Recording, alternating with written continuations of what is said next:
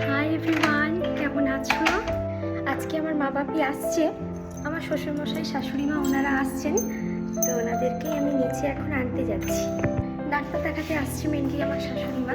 লিফটে করে উঠতে হবে তো, তাই ওনারা আমাকে ফোন করলেন, এখন আনতে যাচ্ছি। ওনারা এসছেন, এবার ওনারা এসে নিচে দাঁড়িয়ে আছেন, যেহেতু লিফটে করে আসতে হয় তো। তাই একবার না আমার শাশুড়ি মা লিফটে গেছিলেন, উনি আটকে গেছিলেন, বন্ধ হয়ে গেছিল লিফট। তো সেই একটা ট্রমা থেকে গেছে, তো সেই জন্য না আর উঠতে ভয় পায়। তো আমাকে বললো একটু এসে নিয়ে যাও, আমি এখন নিচে যাচ্ছি আনতে।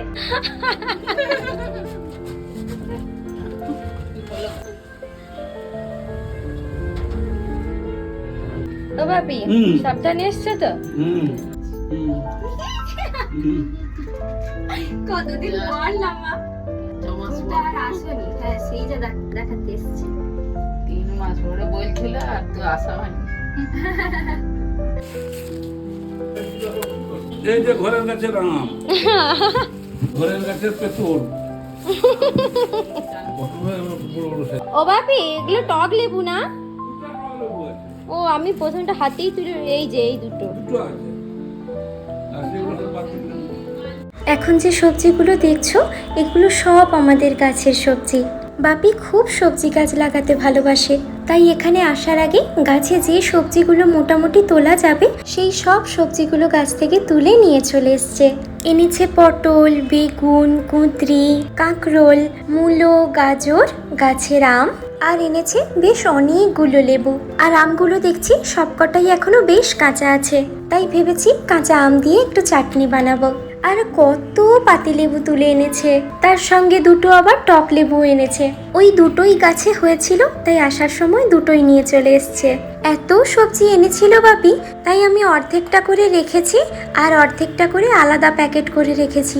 ওটা যখন মায়ের কাছে যাব তখন নিয়ে যাব। বড় ছোট যেমনই হোক, আমার শ্বশুর বাড়ির সবজি বলে কথা, তাই আবার বাপের বাড়িতেও একটু নিয়ে যাব। সবজিগুলোকে সব গুছিয়ে দিয়ে তারপর এসেছি এখন একটু চা করতে।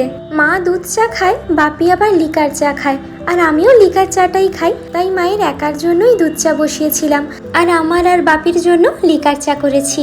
মা বাপি সেই এসেছিল ডিসেম্বর মাসে, তারপর এতগুলো মাস কেটে গেছে, মা বাপি আর আসেইনি।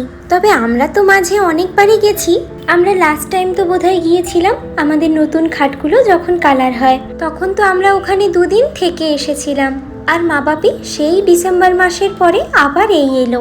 আসলে মা এখন কোথাও যেতে পারে না আমাদের ডোরার জন্য। হয়তো মনে আছে তোমাদের আমাদের ডোরাকে, ও বাড়িতে থাকে তো, তাই মা বাপি ওকে ছেড়ে কোথাও যেতে পারে না।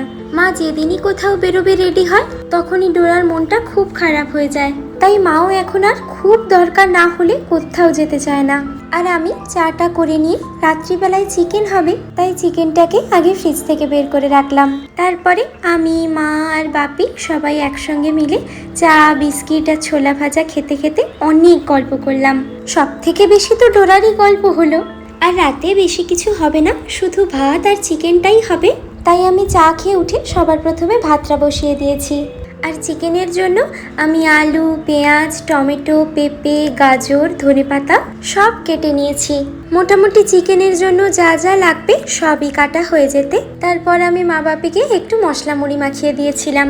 দুজনেই খাবে না করছিল, তাও আমি জোর করে দিলাম, কারণ রাতে খেতে তো এখনো অনেকটা টাইম বাকি। আর এদিকে আমার ফ্রিজে একদমও রসুন বাটা ছিল না। আদা বাটাটা অনেকটাই ছিল, কিন্তু রসুন বাটাটা একদম শেষ হয়ে গেছিল।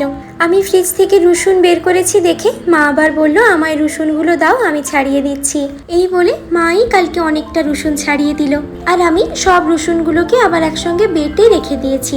এর আগে কয়েকদিন তো আমি বাড়িতে ছিলাম না, মায়ের কাছে গিয়েছিলাম, তাই রসুনটা আর বেটে রাখা হয়নি। থাকলে হয়তো আমি ছাড়িয়ে বেটেই রাখতাম। কালকে আমি রান্নায় যা যা লাগবে সব রেডি করে দিয়েছিলাম, তবে কালকে রান্নাটা করেছিল কিন্তু বাপি, কারণ আমার এডিটের একটু কাজ বাকি ছিল। তাই বাপি বলল, তুমি বরং আমায় শুধু রেডি করে দিয়ে চলে যাও, আমি রান্নাটা করে নিচ্ছি, আর তত সময় তুমি তোমার কাজটা সেরে নাও। আমার বাপি না ভীষণ ভালো রান্না করে। কাল আমায় বাপি জিজ্ঞেস করছে আমি কেমন চিকেন রান্না করব, কষা কষা করব না ঝোল থাকবে।